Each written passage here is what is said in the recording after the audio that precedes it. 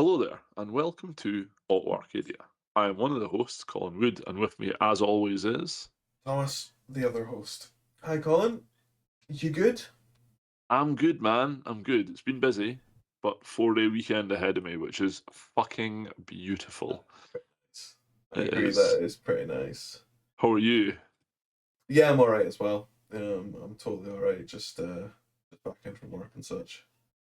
But Good. yeah, I mean, honestly, I've got a question straight off the bat. Hit me, regale me. So, as a known diesel user, how are you I getting hate this on? already. How are you doing, bud? I'm not gonna lie, I've not been filling my tank. So you've been getting around the problem by not going to the fuel station. Yeah, I was like, fucking yellow light's been on for 45 miles now. It can be on for another five. Keep on trucking. Yeah, man, it's disgusting. Um, What is it around your area? I just paid 189 a litre, Aye, that is quite steep. but I did get sent out. Well, I didn't get sent it. It popped up on Facebook. I got an image today of a filling station in the Highlands, which was 208.9 a litre. That's pretty steep.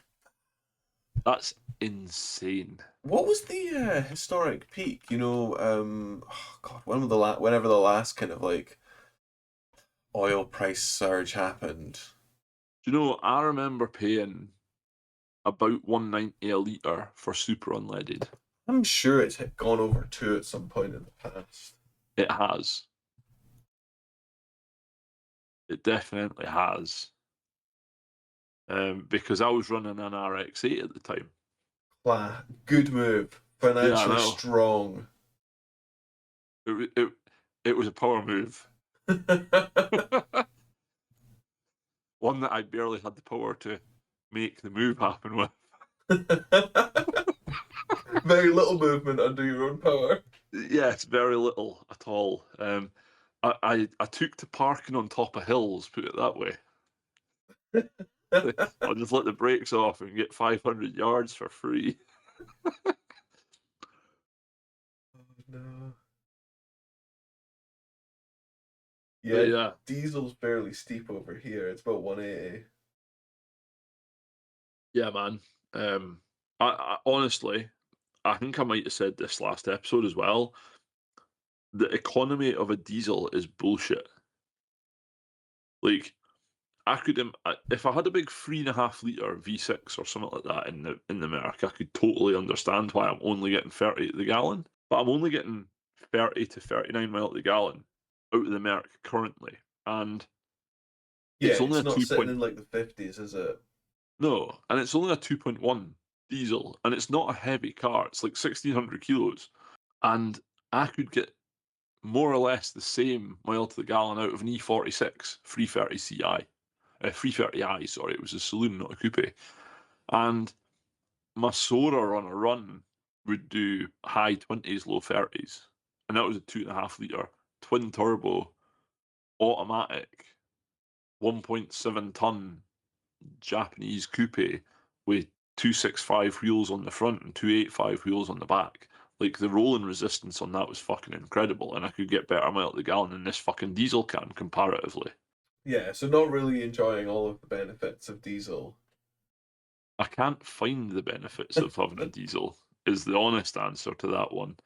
Um, Totally agree. I mean, don't- I'm not really that into diesel motors. Owning one for a few years was more than enough for me to be like, nah. I certainly won't be owning another, put it that way. Yeah, totally fair. I mean, like the petrol prices are really not that much higher than they were. Well, do you know why though, right? Because there's more diesels than petrols for a start. But diesel isn't a fucking product, it's a byproduct. Diesel is the waste that you make by making petrol. So it is. I wonder what the market between petrol and diesel is overall, if you know what I mean. Not just in like in cars, but in like all of the diesel applications and all of the petrol applications. Surely diesel must be the bigger market. It Must will be a because higher of consumption, yeah. commercial users. It will be. It'd be quite a bold move to have an unleaded truck. It has been done in the past, but not recently. It wouldn't get great fuel economy for sure. No. Um. Yeah, so have you seen any queues around petrol stations and stuff? No. Now, see, that's where I have. For some reason, who knows why, general hysteria and panic. There was like, what day was it that I was driving about in the afternoon? I think it was Tuesday. There was queues outside of loads of the fuel stations, and the few of them ran dry because people were like filling loads of stuff up, if you know what I mean. Yeah, I've seen people like I know when the last time this happened, there was like videos of people filling like carrier bags with petrol and stuff, and it's like, the fuck are you playing at? Like, you know? Yeah, that's not okay. No, That's it's it's not. really not okay. But yeah, like I got caught in one of the queues because the petrol station was queued out onto like a main road and stuff. Got Right? stuck in like a big tailback because people were just queuing, and I was like kind of surprised to be honest because like I didn't really get that feeling at all. You know, I didn't get the feeling there was gonna be a run on the fuel. Yeah, no, it's a bit strange. I think it's the first time I've ever seen people queue out of the forecourt for Yeah, I've fuel. never seen that before.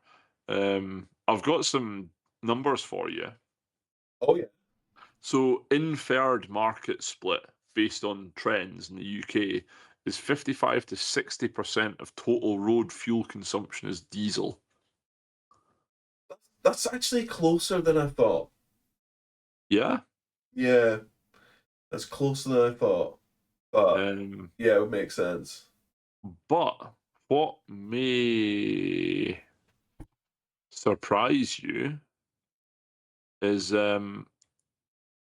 wow, that's actually incredible.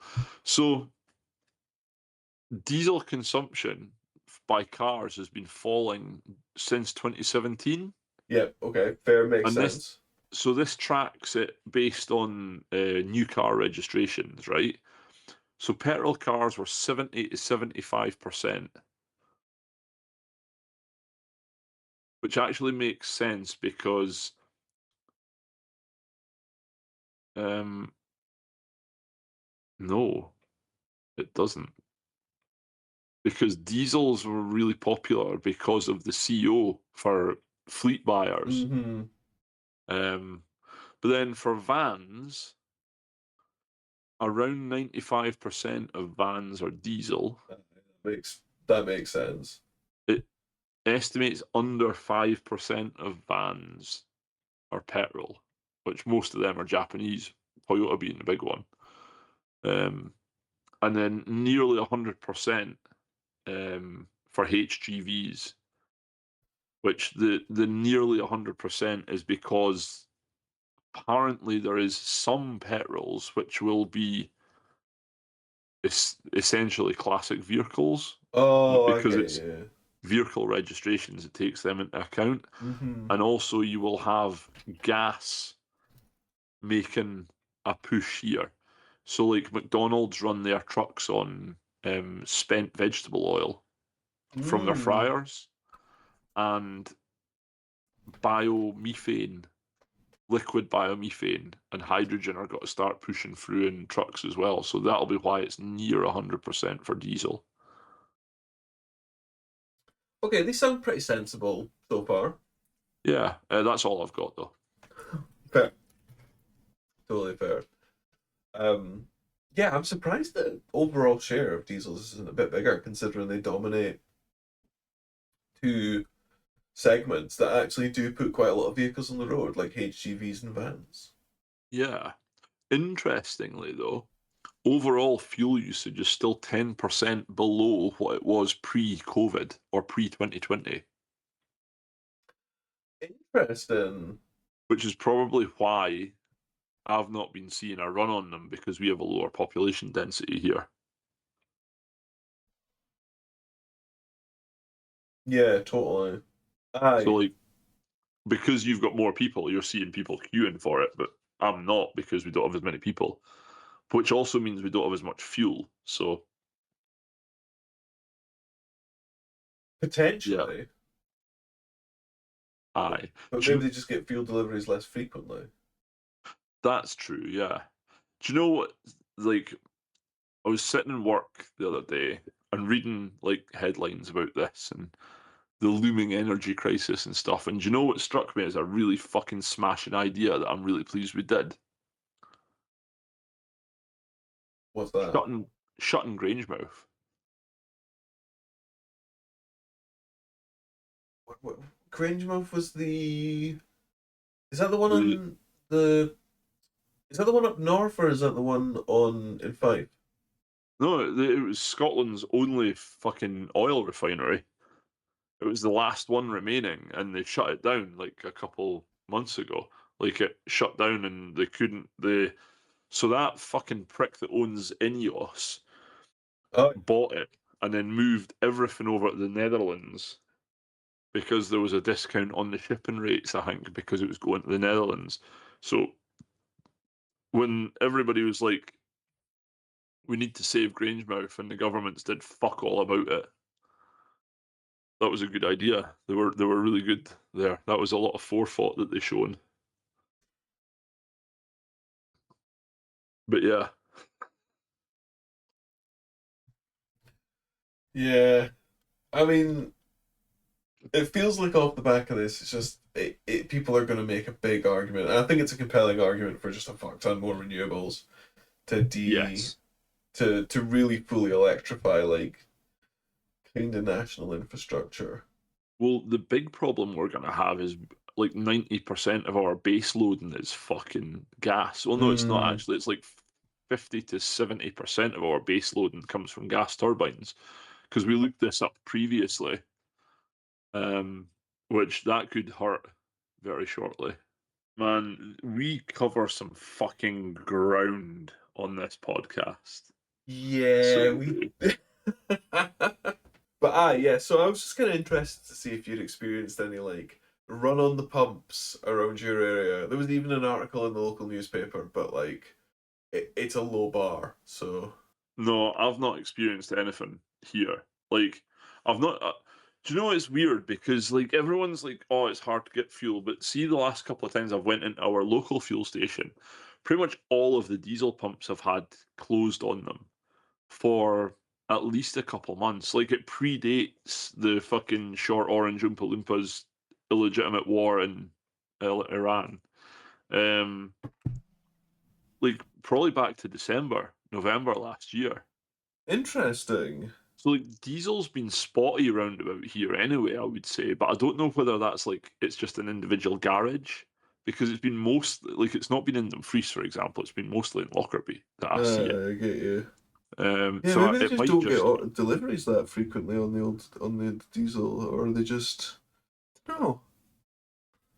I mean, it could be something that the tanks are needing refurbished, so they're keeping them empty. It could be as simple as that. But I yeah, totally. certainly that's one anecdotal thing I would say I've noticed. But yeah, I've not seen a run on the pumps yet. It took me ages to work out that one of the local like station pumps that I go to, I was the times I kept going to it, which would have been after work, was exactly the time that they closed for refueling. And it took me such a long time to like just for that penny to drop. I kept going and being like, oh, I'm so unlucky. And I was like, oh wait, no, they're happening at the same time. I should remember this. That's a bastard, like, isn't it? Totally, yeah. Yeah, man. No, it's a bit of a fucker, like. Um, But no, certainly I've not experienced it yet. I will say yet. Hmm. Yes, yet. That's a good caveat. A very But good caveat.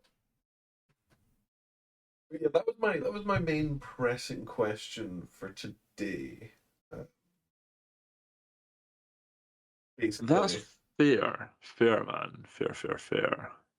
Um, I actually have a wee question, and my list of questions won't fucking work right now. Do you want? I've Um, got one small thing to say, what's that? which is, do you remember when we were talking about like various kind of like cars from the 2000s, Yes, right? So, and I may have casually mentioned that I quite like the Mark One TT. this has came up It's come previously. up before, yes. So I saw on Car Talk there was someone looking at a Mark One TT Right. to buy. I can't remember what it was. I don't know if it was like a 180 or a 225 or whatever. It was blue with red interior. But it was 3 grand that the advert was for. Now, that's either ridiculously cheap or ridiculously expensive. I don't think you should spend that on a TT. No? No, there's so many of them. Like you could fall over them in the street. They're everywhere. They made so many Mark Ones. I mean, there's quite a lot of them that are like the 150s or the 180s. Uh, but like it's they're so plentiful, and like I'm not necessarily sure that when the car's what 20, at least 20-year old, about there or thereabouts, right? Yeah. When it's 20-year old, I'm not necessarily sure you're like really, really looking for one that's got like lowish miles or low miles for its age, because like there'll still be mega miles. They'll still be like over 100k. And the car's also 20-year old and it's a Volkswagen automotive group product. So like it things will have already broken. They'll have perished over time. And like Oh, why would class. you, why would you buy an expensive version of that? Just get a cheap one and you've got more money for bits. Like Yeah. my genuine advice to people if they wanted to buy a Mark One TT would be buy one and then buy another one as a parts car. It's not bad advice for anything of that era now, to be fair. Yeah, like don't Um, if you have to go and buy like an Audi spare part, God forbid that's the only place you can get them from Audi, you're gonna get fucking rinsed. you know, one thing I would always say to people is like, you know, this is, you know how Reddit has a very American bias. Yeah, yeah, totally. So like, there's this like, I keep seeing this like people saying, should I buy this 20-year-old AMG Merc? And everyone's like, go ahead, but make sure you've got like 30 grand in your bank to pay for all this shit that'll break. And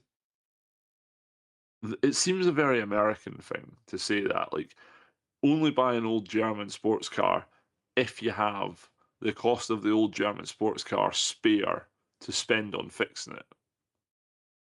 Um, but it almost is like that. I But think there's what some people, cars that's like that. I yeah, saw, you know Maserati. how I love the Quadriporte.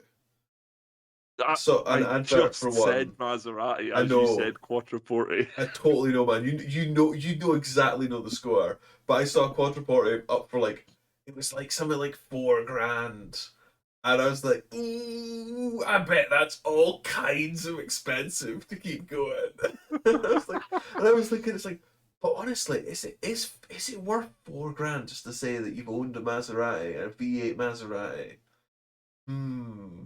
And I thought, no, no, it's not. It's actually not. No, It was a horrible color as well. it would have been. I've got an interesting fact about Maserati actually. Oh, So, it it was like a short that popped up about marketing in cars, right? And did you know that if you buy a Ferrari, they will deliver it to your local dealership for free?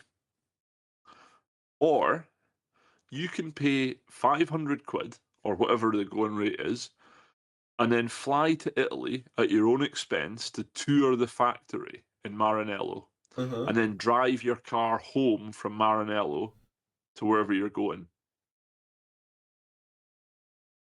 I mean, one of them seems more convenient.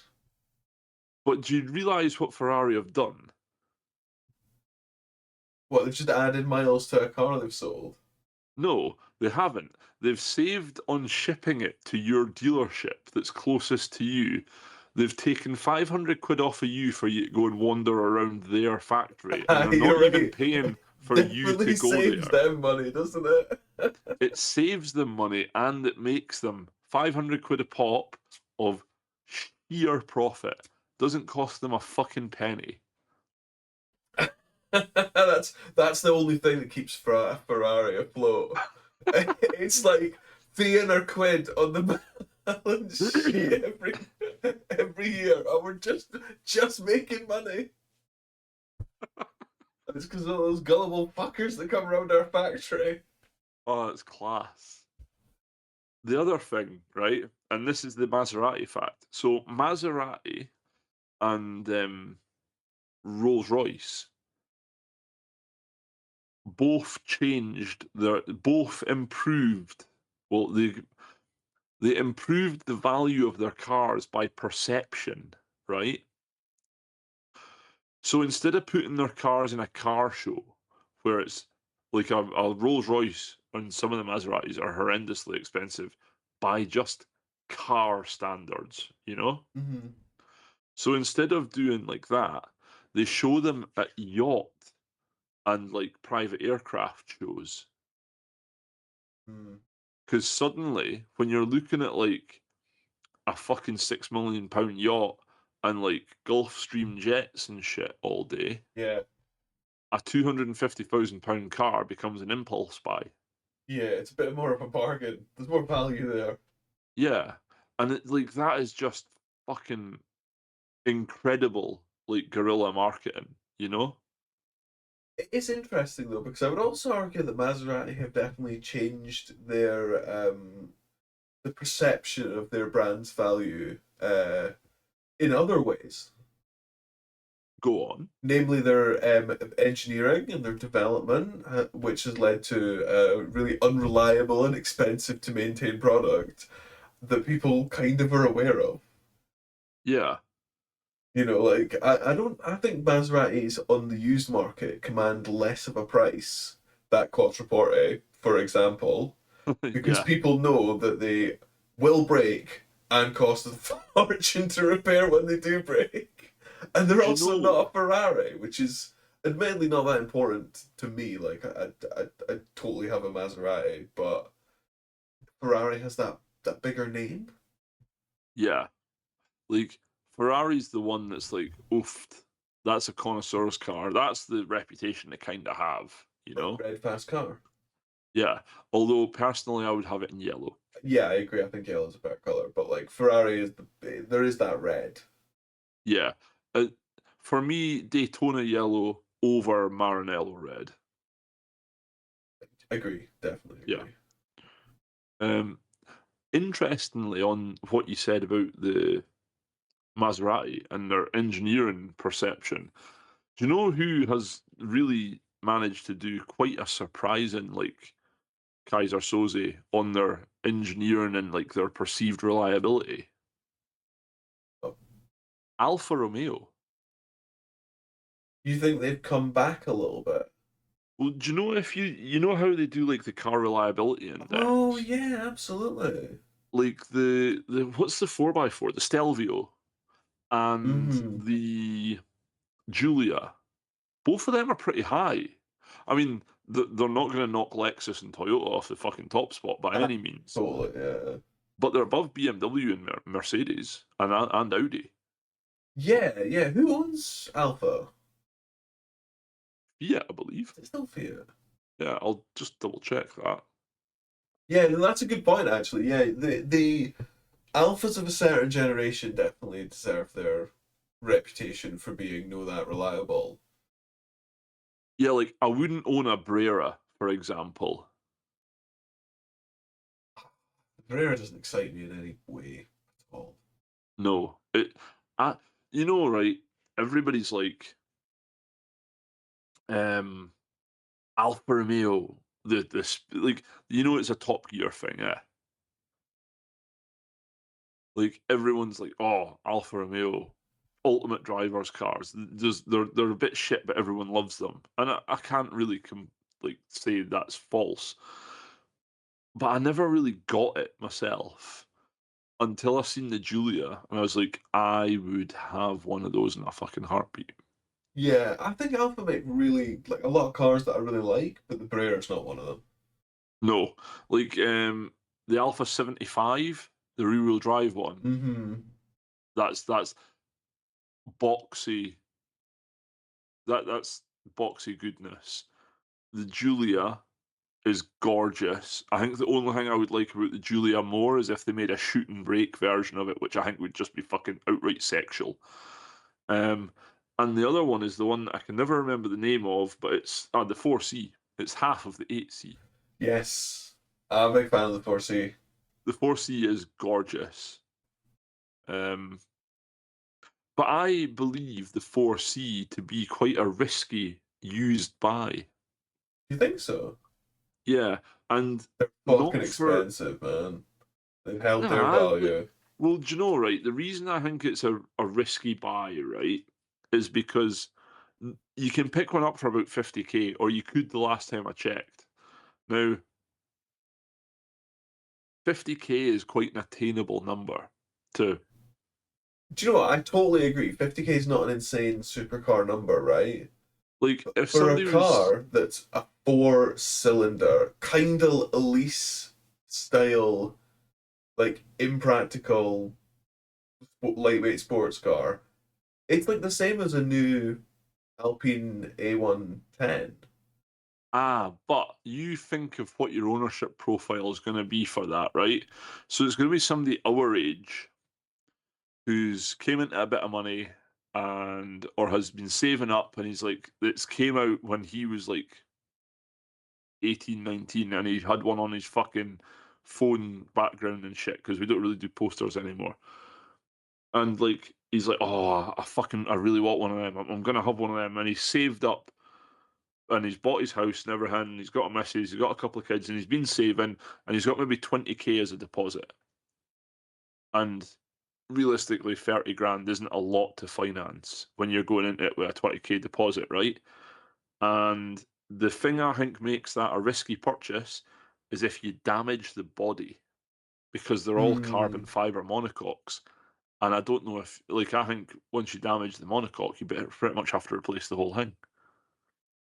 I do see what you mean there. Yeah, it's not necessarily a car to be driven. Like, the problem with this is the same problem as the Maserati, but for a totally different reason. In that if you fuck the body shell on it, you pretty much have to start all over again. And I'm not sure your insurance would write it off in every instance for that. Or they'd certainly lowball you and you'd be left hanging with a pretty big bill, which I think makes them quite a risky purchase. Fair But enough, but I mean it's risky driving any nice car in many ways. yeah, it is to be fair. That I cannot argue that point. Oh, in answer to your question, Alfa Romeo is owned by the Stellantis group. Love Um, this, yeah. so it's Fiat Chrysler and PSA, which is Peugeot Citroën. Mm-hmm. That's a lot of brands. All the brands that you want for ultimate reliability. Yeah. The B team, get together. Is it the B team Actually, you know or is it what? the C or the Yeah, D maybe more team? C or D. They also rans. They all pull together. Do you know what they're like? That consortium. It's a Do you remember when Jessica Ennis won really big at the Olympics? This was like a decade ago now. No, what? So there was an Olympian called Jessica Ennis. She was like she'd done a load of advertising for like Santander and shit, right? Um, and she ran in like the what's the one where you do running, cycling, swimming, and a bit of something else? Triathlon. I think triathlon's three of them: Yeah, running, it's like swimming, running, biking. swimming, cycling, isn't it? Uh, She done that, right? And like she came first, and everybody was like, "Oh, that's she's fucking done really well." And I was like, "Aye, but look how well she's done." Because the points difference between her in first place and the person in second place was the same as the points difference between the person in second place and the person in 15th. oh wow, Which it's like, brutal! holy fuck. Crushed everyone. And like that's the sort of like this is the difference here between if that's the B team, the A team is there. Yeah, we can't be too harsh on them because I've forgotten what brands are involved in the group now already, and I don't Huh, want to. fair enough. Fiat, Alpha. No, Alpha's owned by them, so it's Fiat Chrysler Group and PSA, which is Oh, Peugeot Citroen. Peugeot Citroën. Yeah, yeah. Look at you. Fair enough, man. Absolutely fair. I'll just stick with my like top tier brands like Maserati. Love it. I think like it's wild how many high end brands have like shocking reputations for quality. Oh, Audi. Yeah, I think all of the big German three are not really the best. They've become mass manufacturers of just like car product. Yep, There's and stuff that has a designed in expiry date as well. Like, put it this way, I certainly wouldn't be buying fucking heart valves from any of the German manufacturers. Like, they'll last really well for 50,000 miles and then you'll have to replace them. It's like, I don't really want to do that. I just want them to work. forever, please. Is that an option? Yeah. I've actually got a little bit of a thought for you. Okay. So, I have been, I've got a couple of old computers, right? And I've been breaking them down to sell for parts. And I'm actually making quite a bit of money at it. So, what Are they proper old? One of them was a decade old. I got like 70 quid for the motherboard, DDR3 RAM, and an AMD FX 8150, like the bulldozer chipset. Oh yeah. It was one of the first 8 cores. It was like fucking 3.6 gig across 8 cores, Mm-hmm. and I overclocked it to like 5, and it was an absolute beast. It was basically big and ugly, but quite capable Uh, still. Um, and used a lot of power. Like you could hear the electric meter going when it was running. But yeah, so I've been stripping them down. I'm rebuilding my mountain bike all right. because I've got all this fucking stuff in my eBay account. I'm like, fuck it, I might as well just not bother taking it out. I'll just buy new tires. I'll buy the gear sets that I need to replace. I'll buy all the bits that I want to do on it and just replace it all and then get back to mountain biking. So off the back of our conversation last week about my getting rid of the Merc and getting a fun car after getting a sensible family car, right? Mm-hmm. And I've kind of landed back on needing an estate, which puts quite a lot of the Japanese stuff I was looking at out of the window again, okay? Mm-hmm. Because I don't want to have a roof rack because I can't be fucked with the hassle. And also, I don't want to have a nice car and then immediately cover it in like cow shit and dirt and gravel when I put a filthy mountain bike on top of it. I get you. Yeah, fair. Because I have OCD about keeping my car clean, as So we have you discussed you previously. don't want like was it a Legnum or a Stadia or something like that? Oh, well, actually, right. So you fucking touched on one of them there. I wouldn't have a Legnum because they have a reputation for being a bit Maserati-like when it comes to reliability. But one of the things that I looked at was the Mitsubishi Evo, because they come in an estate. Mm. And this kind of leads me to cars that have a certain coding to them. And I would call it the bad guy coding, right? Yeah, totally. I know. I think I know exactly what you mean. The Not not like drug dealer spec, because that's like blacked out Audi S3, where if you drive past the police, they're like, oh, he's slinging the gear, we'll pull him over. Like, I mean, legitimate bad guy vibes, you know? Legitimate, like, I'm not cutting him up because he might kill me. that's it's an interesting question because it really depends on how you perceive bad guy. Okay, if Darth Vader didn't have a TIE fighter, what car would he have? He'd have a Maserati Quattroporte I think that's true. in black on Or black. or a big Jag estate with a V8. Hmm.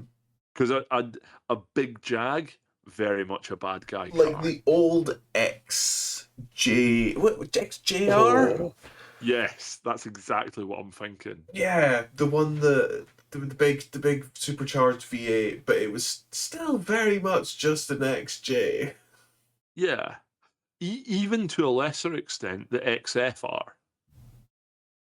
Because when you see one of them and it's not got the chrome, like somebody's taken the chrome Yeah, off it and black. Oh, they're that's big that's cars. They've got a lot of that's presence. a bad guy car. But what I'm thinking is, I'm kind of looking at this, right? And there's a list of free estates that have jumped to my mind, and every one of them is kind of like bad guy coded. Okay, I'm curious to hear this. So the Toyota Crown Athlete, Okay, right. Okay, I'm gonna have to open some you're web gonna have pages to here. Google Yeah, these. that's I forgot. I'm talking to you, so it's all gonna be a JDM tat that I don't recognize. Toyota Crown, what Crown Jewels? Crown Athlete. They really do just love words. They do. They just The throw Crown everything at it. Athlete. We really need to talk about car names at some point because some car names are so bad. So bad. Well, all the Japanese ones are fantastic. What Oh, sorry. Mark? You need to put Crown Athlete Estate in on Oh. Google. It'll all come up. I get old Jag energy from this. Yeah, I can see why you like this. From the which one? Like the 2000s one? Yeah. And they come with a 1J in them as well, Ooh. which makes them quite spicy. The next one is, I could totally see you with one of these. yeah, Yeah, this is like the Toyota Legacy. yeah, man. The next one, and I could see myself in one of these as well, is a Nissan Stagia, but with a GTR conversion. Oh, I've seen these when they do the front of them. Yeah, Yeah. I I think this is quite a good conversion, you're right. I would legitimately have one of these, because this is the thing is here. I'm thinking about getting the mountain bike in the back, and I'm coming to like the idea of a very fast estate. And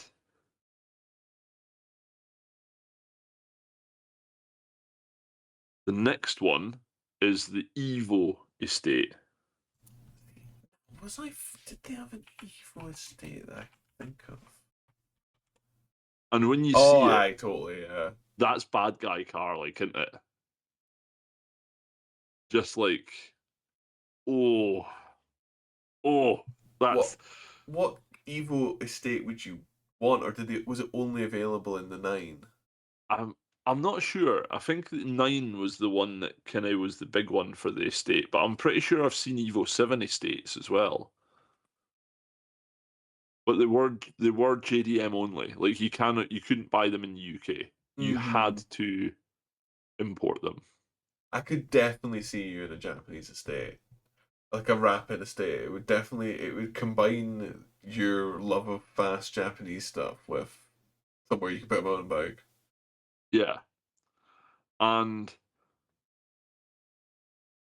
given that I'm getting the mountain bike back, right, and I want an estate, and to be fair, I'm not really ready to get rid of my estate. Like, I like having an estate. It's fucking handy, Do you use it often? honestly, man, all the time. Do you know what I like about it, right?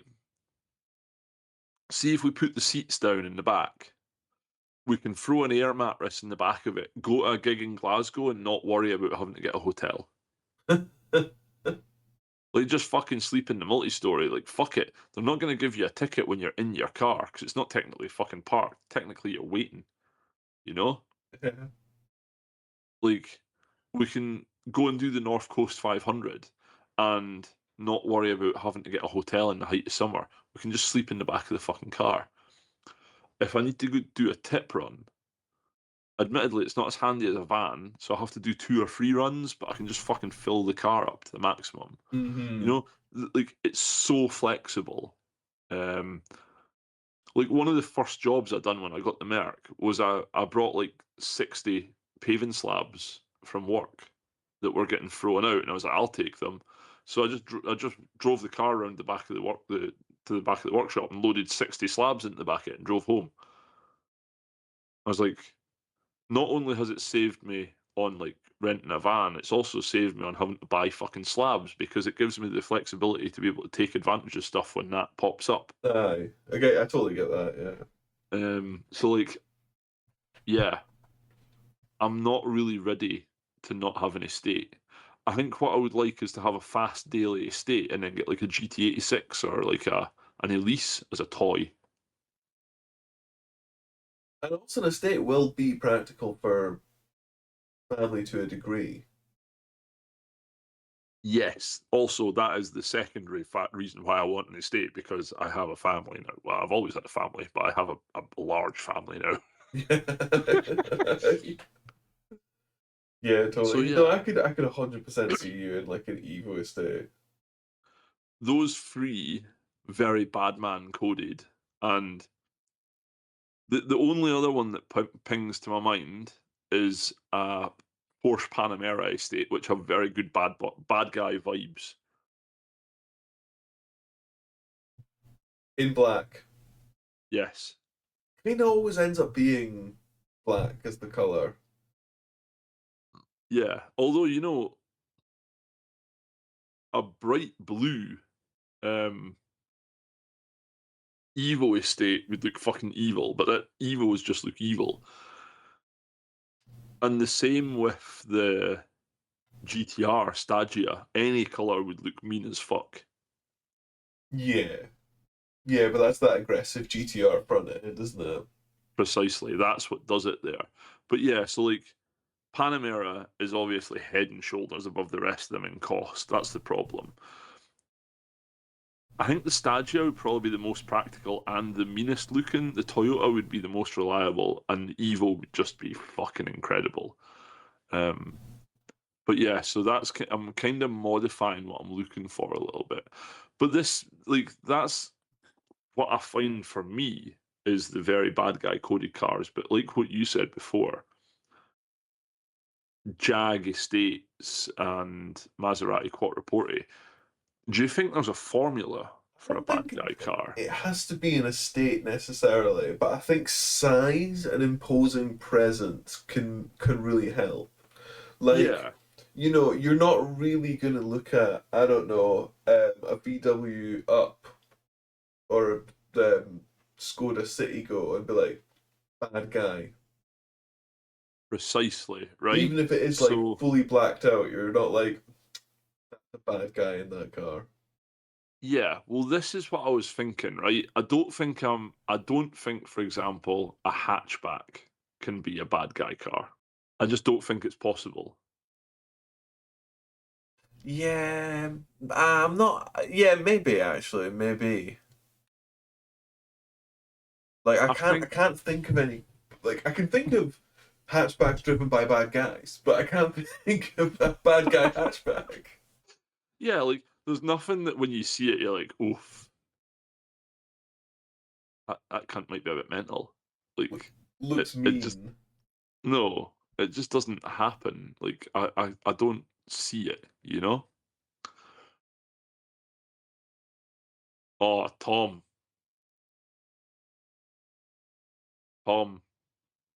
Mm-hmm. Stagias are cheap. What's cheap? 7 grand landed in the UK. Wow, that is quite cheap. Why? What's wrong? Oh, it's only the 2 litre. But oh no wait, there we go. 2.5 litre, 7 grand landed in the UK. And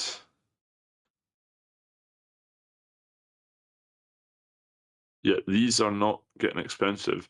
There's one a 2.6, which is 26,000, but that's likely an Autec RS26.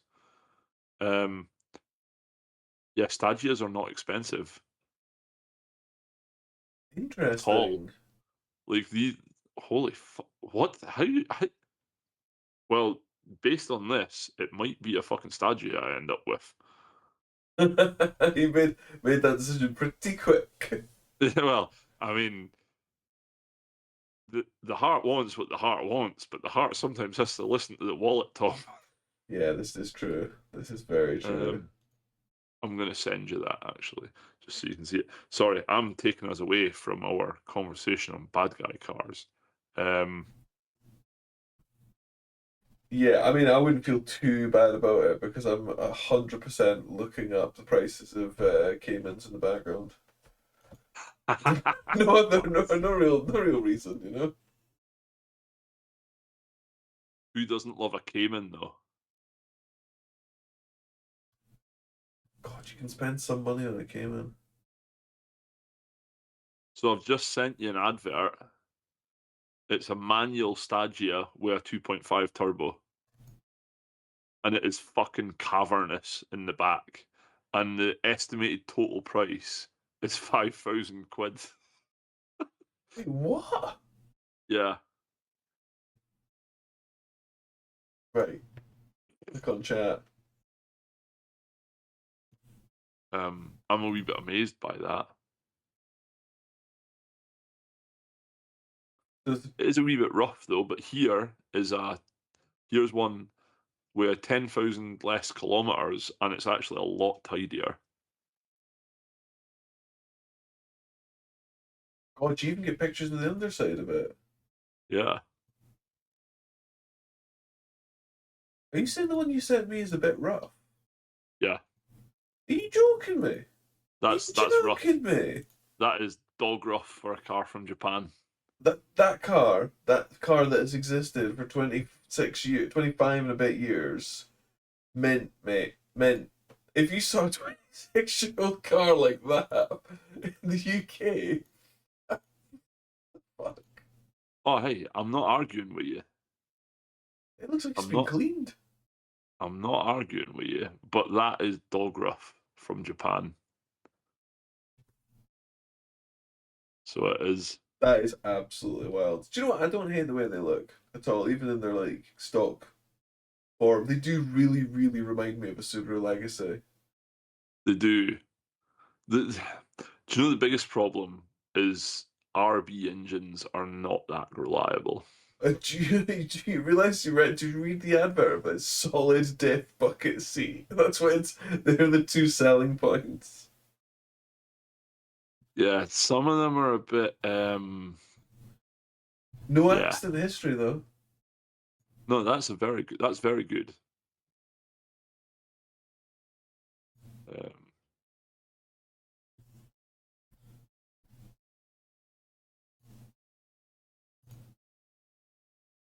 That is to Crown Newcastle as station well. wagon. It's wild. Do you think color is important to what if your car is a bad guy car? Because we really said Um, black is like kind of a key thing. I don't Black know if you can seems to necessarily look like be a bad guy in like a lime green car. no. I think maybe so. I think there's a bit of a thing here, right? So its potential to look like a proper bad guy car is there in a mental color, but it has to be like a supercar, you know, like a Koenigsegg Agera. Mm-hmm. That has bad guy energy. Um, but said bad guy energy is exuded if it was bright purple. You know what I mean? Aye, so there's no bad guy energy on it when it's purple. No, on a Koenigsegg Agera, any color is bad guy car. Like I don't think it has to be a special color for it to be this car clearly belongs to a fucking lunatic. All right, Because no, I totally get you, yeah. But like, would you look at an Agera and be like bad guy, or would you look at an Agera and think rich guy? well, this is the thing, you know. But I mean, it depends. If the bad guy works for if the rich guy works for the BBC, he's probably a paedophile as well. In which case, bad guy, but not good bad guy. Not like I bet he'd be interested to go to the pub with bad guy. He's like just a cunt bad guy. You know what I mean? Yeah, okay, yeah.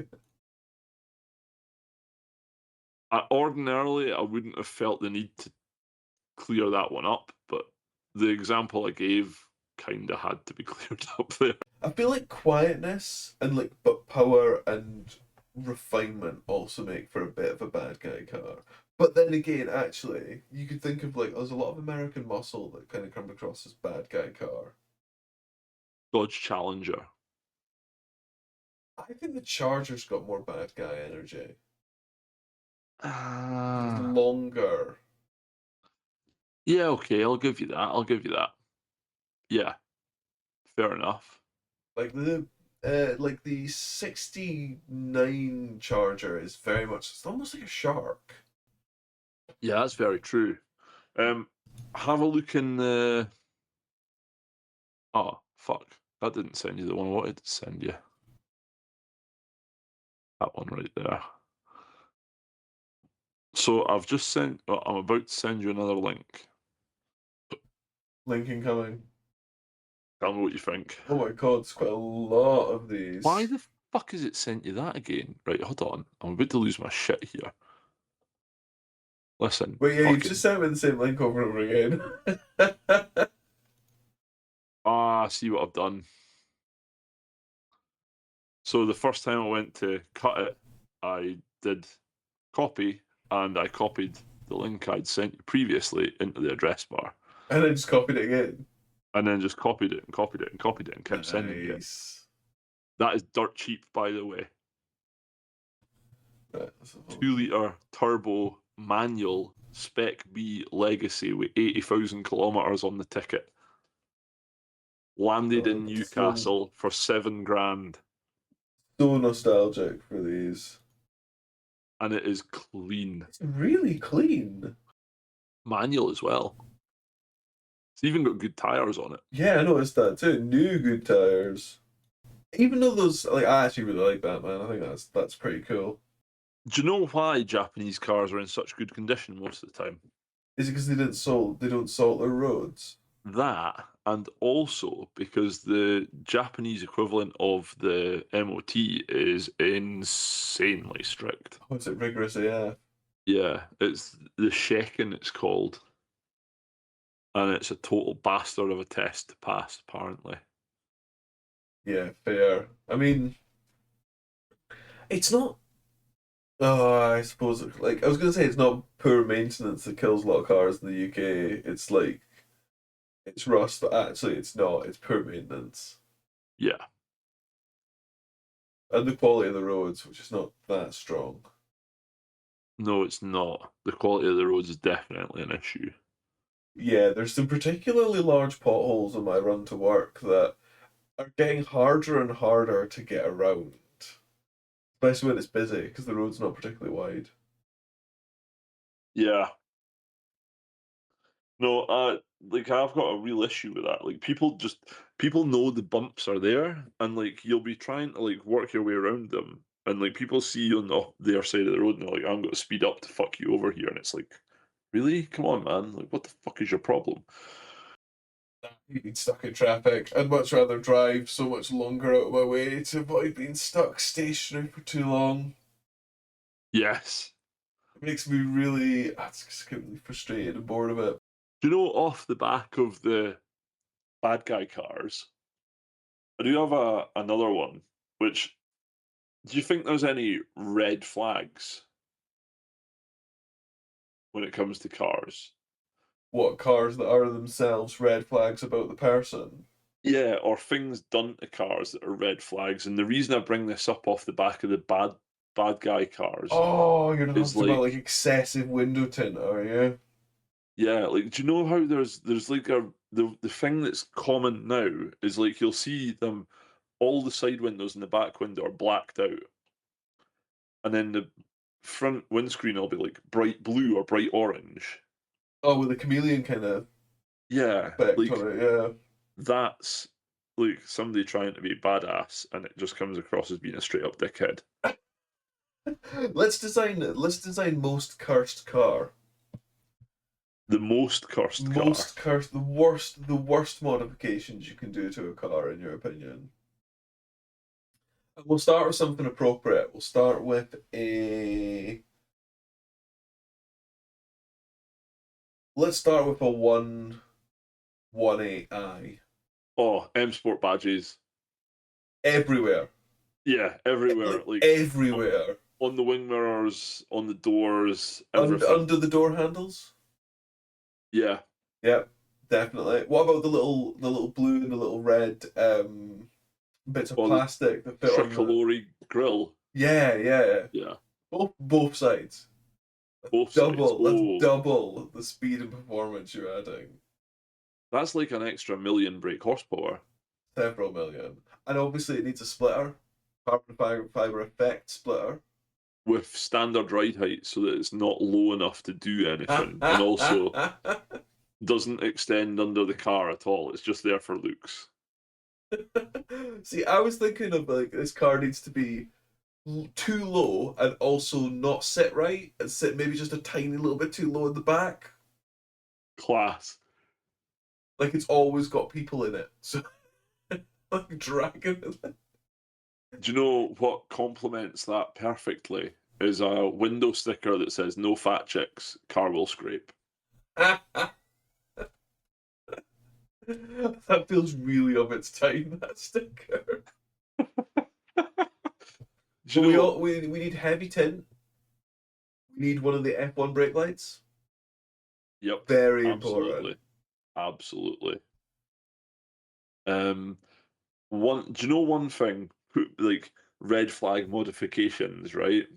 And this seems to have died out, but it was all the rage in the Max Power days. Was having like a list of car part manufacturers down the doors. Mm-hmm.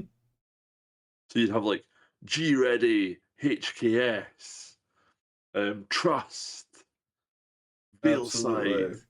and they Mm-hmm. would it would be on like a Corsa, a type of car these companies have never even fucking heard of. I get you, like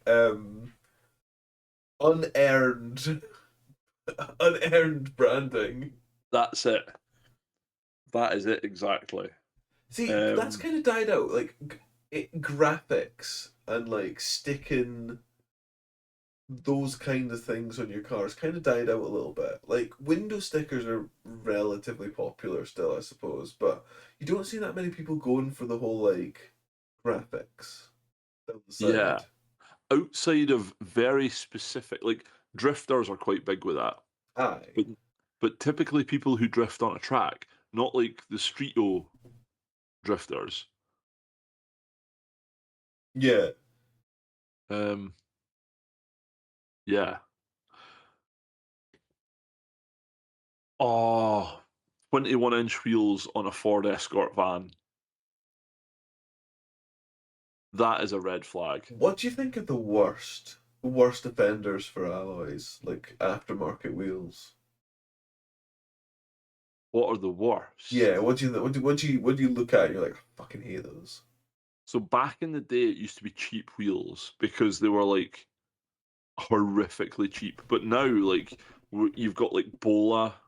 Oh man, honestly, I've got fucking early onset dementia or something. I can't fucking think worth a fuck. There's loads of makes. So XXR, Bola, Rota, like wheels that are actually not terrible quality, but are actually pretty cheap. Mm. Um, they exist now. So I don't think it's fair to say cheap wheels, and the fact that the cheap wheels copy the designs of the expensive wheels, which look really nice, helps as well.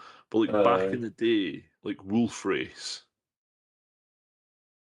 wheels, like, and they always looked gaudy as fuck.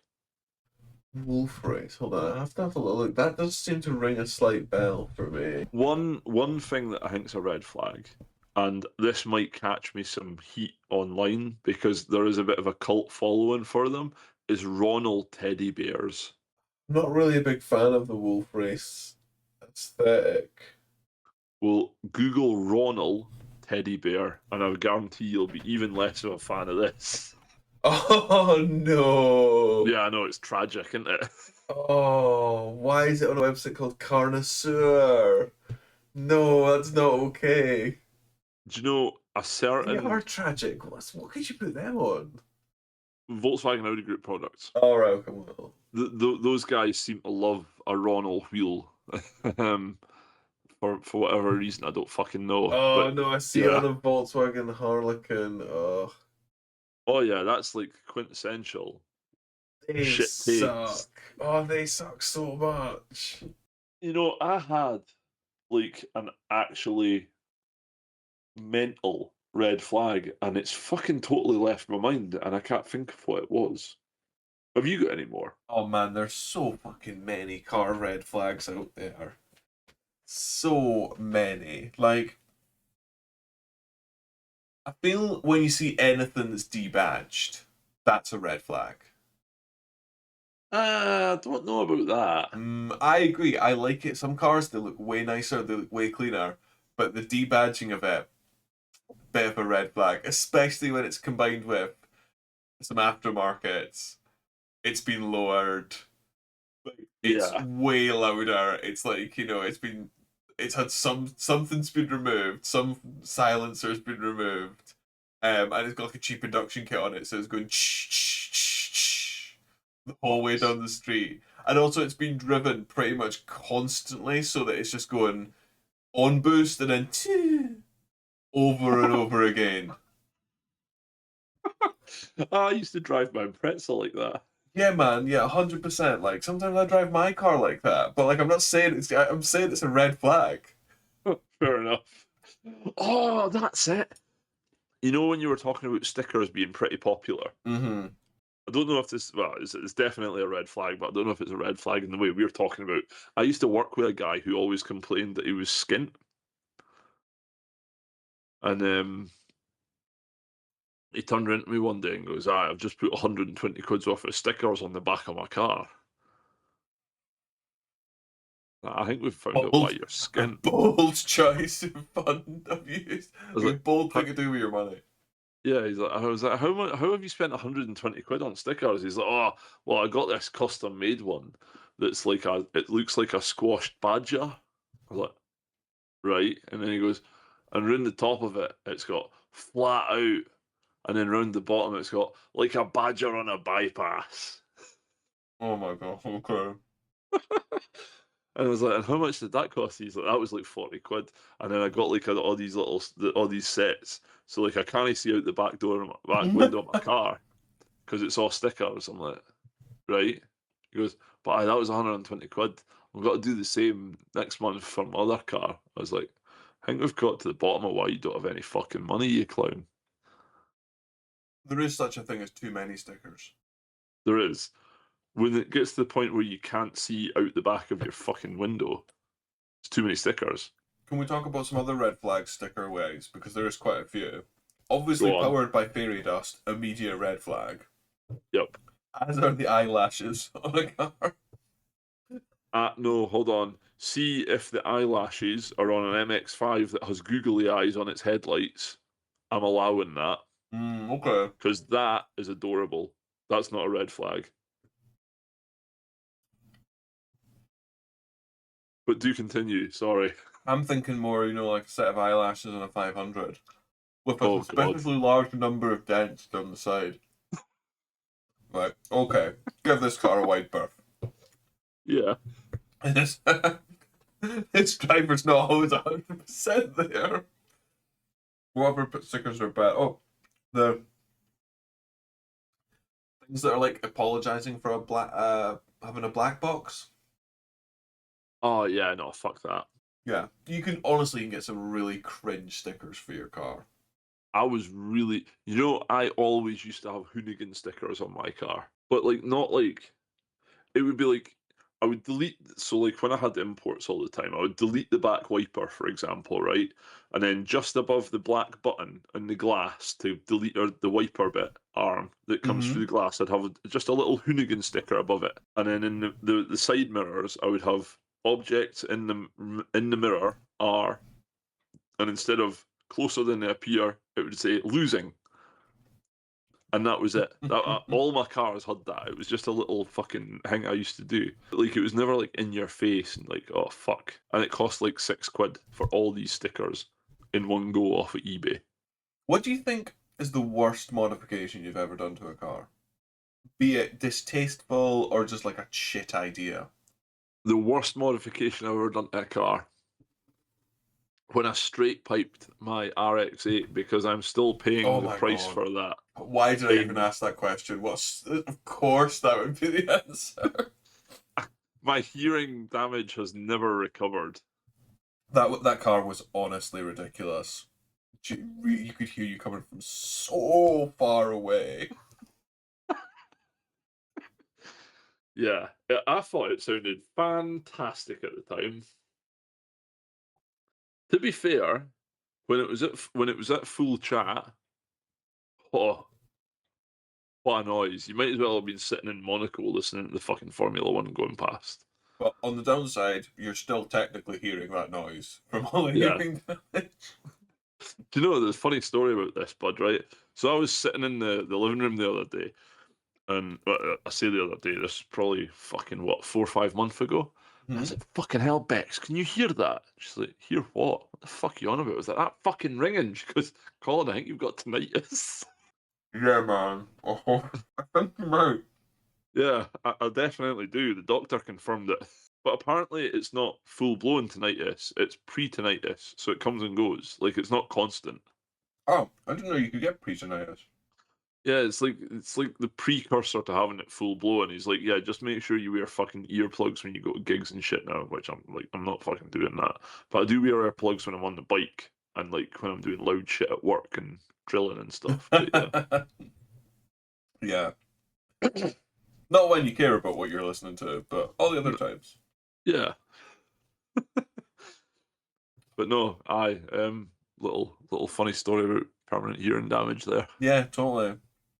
My worst modifications are not as intense or severe because I essentially treated the my first Fiesta as like a kind of blank canvas for stupidity. And like just trying out kind of crap ideas. So filled the entire interior with very cheap LED light strips. Fair enough. And this was Yeah. quite, this was when you would just like order from China and it would come in like 3 months or something like that, and it'd cost like 15 quid for light strips. But that was Okay. fun. So I had that under like undergoing the whole car. I also had it like I gave it a really tacky AF set of what would you call it? The steering wheel cover. It had Oh, matching, those stupid seatbelt cozies you could get. yes, I do. Right. And the steering wheel cover was a bit too small, so I think I remember I cut it and just like, ripped it open to get it to fit around the whole steering wheel. It didn't last very Class. long, to be honest. Neither did the seatbelt covers, because even I found them a bit cringe. Like, I found it cringe getting out of the car with all this stuff on it. Fair At enough. least with the lighting, it was subtle enough that you could hide it when it was off, you know. Whereas that, like, you looked like a fanny the whole time. Fair. Fair enough, dude. Yeah, okay. I'm not going to argue the case there. Do you- My automotive crimes have been crimes against good taste, not crimes against my own hearing. yeah, I don't know. I think it might be arguable that. See, the first time I drove the car with the straight pipe on it, right? I remember going down one of the streets in Dumfries after leaving the garage when we just finished welding all the straight pipe in, and there was a guy walking towards me on his phone, and you could see the visible disgust on his face when he couldn't hear whoever he was talking to was saying. And I remember looking in the passenger's mirror at him, and he was like looking at me, like giving me the finger with his phone at his head, just like you fucking wanker. So that might have been a crime against taste as well. I cannot believe. Did you go to somewhere to get it done, or did you just do it with your mates? No, I just did it at work. Pulled it onto the MOT testing ramp and just fucking yeah, took the exhaust off, cut it up, welded it up. Fair enough. This is exactly the kind of stuff you do while you're at work. um, on the subject of car lighting, right? Underglow is kind of making a comeback. Are you there for it? It does kind of seem so. I mean, really good question. I do not like car underglow that much, but I'm so on board for it making a comeback. Yeah, It's an interesting position to adopt. I'm not getting any, but I like that it's coming back. I like that people are embracing the tacky side of car a little bit more sometimes. yeah. So What about you? I'm What do you think? I'm fully there for it, man. Would you run some like little LED underglow? Yeah, man. I'd be there for it. Like if I got a really nice car that I really enjoy, and like like even my daily, I'd be like, yeah, you know what? I would do this. Like this wouldn't hurt me in the slightest. I think this looks cool. I think it needs to be done right, Would you and turn it's it off or would you leave it on all the time? Like, are you pulling up to work? at night with a full underglow effect. Yeah, like in winter, in the morning, everyone's fucking Baltic's dark, and here's you, full underglow, like cruising up to the car park. Legitimately, I would rock that. Like, would not bother me in the slightest. If anyone had a problem with it, I'd just be like, fuck you, cunt. What do you want? Like, Honestly, maybe you would look a bit more of a baddie if you had some, like, I don't know, some like nice kind of like ominous red underglow or something. do you know what I think could be quite cool? Like to do ultraviolet underglow. So like you're going down the road and all the white lines on the road are fucking glowing as you go past it. Oh yeah, like the white paint. Yeah, I think that could be really cool, you know? that could be really cool. But you know, like I'm there for that. I think it's cool as fuck. Like that's just class. Yeah, I like that. I like that it adds color, but it's not something I would chuck on anything of mine. I dabbled in tacky lighting at a young age, and I've decided that no, you actually need it. Fair enough, man. Doesn't look good. Cannot argue with that. Like there's no arguing with that at all. Like it is what it is, and you're not fucking about with it, you know? So, for your ultimate red flag mobile, would you add underglow? No. What if it was underglow that spelled out a word, like projected a word down onto the road? Oh, now you see, I've got mixed feelings on this because I think it kind of depends what you've got. Because my 6 series had this as standard, where you open the door and it projected a BMW badge onto the floor. Hmm. And I'm not necessarily all that about it, but it did look quite cool. You know, I can't deny that. It looked quite smart. Was it quite Um, clear? it was crystal clear. It was like a hologram, mate. So it was. It was like remarkably clear, which was really cool. At the same time, I don't think I'd be like, it has to have it. Hmm. But like at the same time, if somebody was in like a K11 Micra, you know the one I'm talking about, Aye, totally. and he had one that displayed the message when he opened his doors, it shone onto the ground, my balls are massive. I'd be like, mate, fucking you do you. But that's not cringy, that's quite cool. Like, Ken, just whatever you want to do. It depends on the car, I think. Depends on the car. Interesting. It depends on the car, it depends what's getting projected down. Like, you can get them for the Merc, and it projects a Merc logo onto the floor. What happens Um, if it projected a giant BMW badge from your on a 118i? Mercedes. Then I see, Well, it like, would be an M Sport logo, wouldn't it? Of course. oh, it would. It would absolutely be an M Sport logo. You know, I don't like it. You know, like I think you have to have something unusual enough to justify it. Yeah, okay, I kind of get you. Like, just for instance, if you had a Stagia with a GTR front end, and when you open the doors, it was like GTR on the ground, fair fucking play. You know, that's cool. Or Nissan or something like that. It's unusual enough that making a show of it doesn't make you a tit. But Yeah, when you, yeah, you don't want to try and show off in like the most common car in the world. yeah, like I could never understand people that were like, "Oh, Audis are really nice." I'm like, why is that? Oh, it shows you're successful. I'm like, well, statistics show you're not because everyone drives fucking Audis. Yeah. Like, it just doesn't fucking make any sense. Um, yeah, man, it's a bit funny that way. I think so. It is, but no, I'm there for it in certain things. Like, yeah, I think it depends what the car is, what car it's on for a start.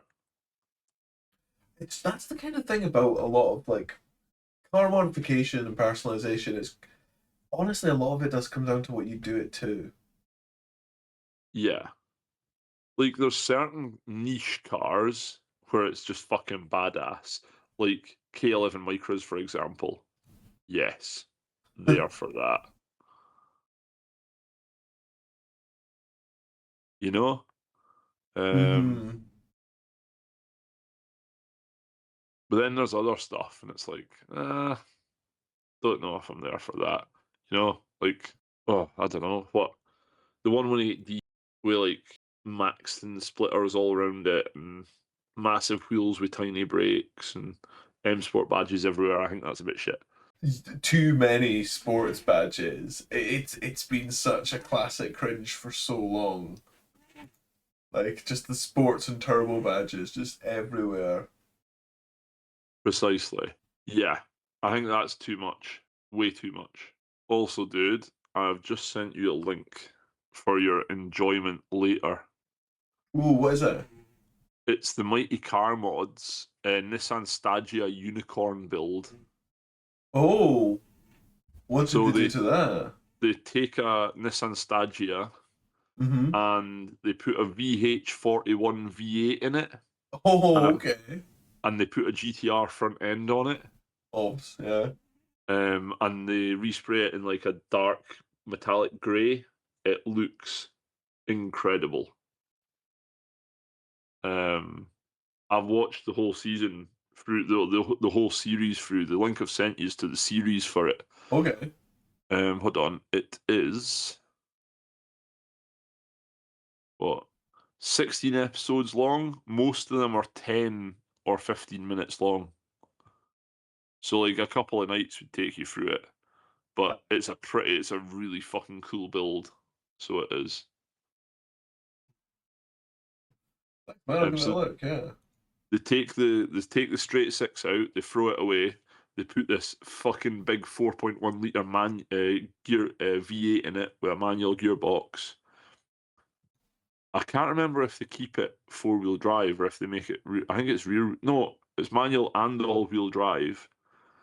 And then they turbo it as well. Fucking hell.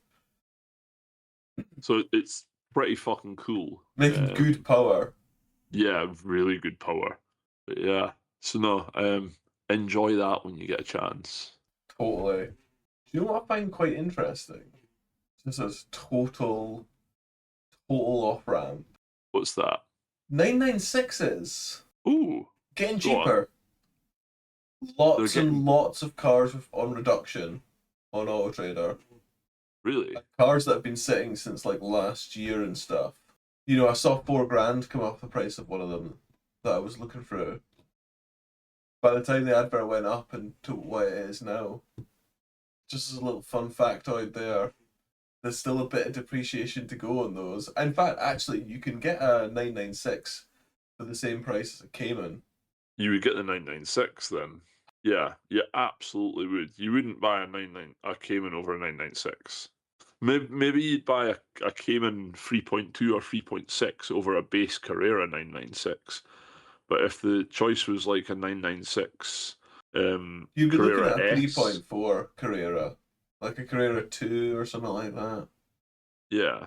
I mean, there's a 996 turbo here for 27k. Oh, and I was talking about the bottom end of the market. Ah, right, fair I enough. was I mean, languishing in the 10k Zora region. hold on, let me see this. Where are we? So 996 Carrera S, Carrera 2, search. Yeah, they're getting cheaper. They are, aren't they? Yeah, there's one there for 12k. It's Triptronic though, which you don't want. No, I'd search for the manuals. The honestly, it's actually the cheapest ones are the convertibles typically. Yeah, for good reason though. They look like a dog taking a poo. Aye, they don't look great. They really legit don't look great.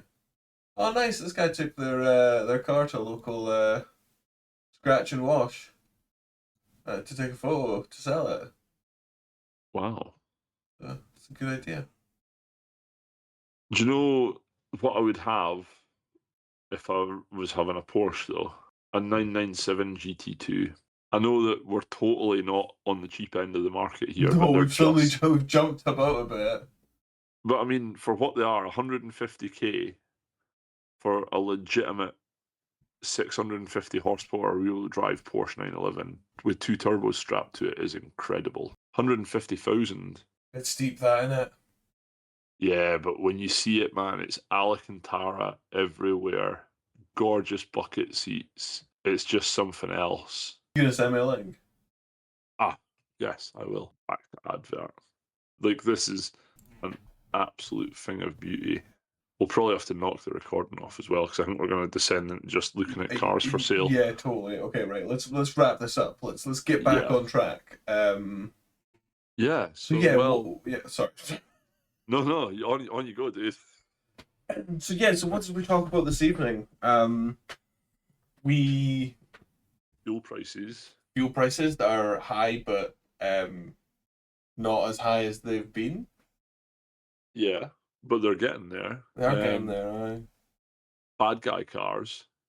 Bad guy cars. If you want to look like a bad guy, a successful bad guy, you want something that's a saloon or an estate in black on black. That's massive, big, fuck off, lazy engine. Yeah, pretty much. Um, Um, what else did we talk about? red flags and for red flag Oh yeah, modifications. That was a big one, actually. there's a lot of red flag modifications out there. There is. Um, we had a little pop at Donald Trump, calling him a little orange leprechaun. No, sorry, Oompa Loompa was the word I used. Um, yeah, that's about it, man. Agreed. Agreed. Yeah. So again, another delightfully unstructured and slightly meandering episode. But if you have enjoyed listening to our thoughts on these matters, please do give us a like or a subscribe. Leave us a comment. We would love to hear from you. And yeah, until next time, goodbye. Toodaloo. Toodaloo.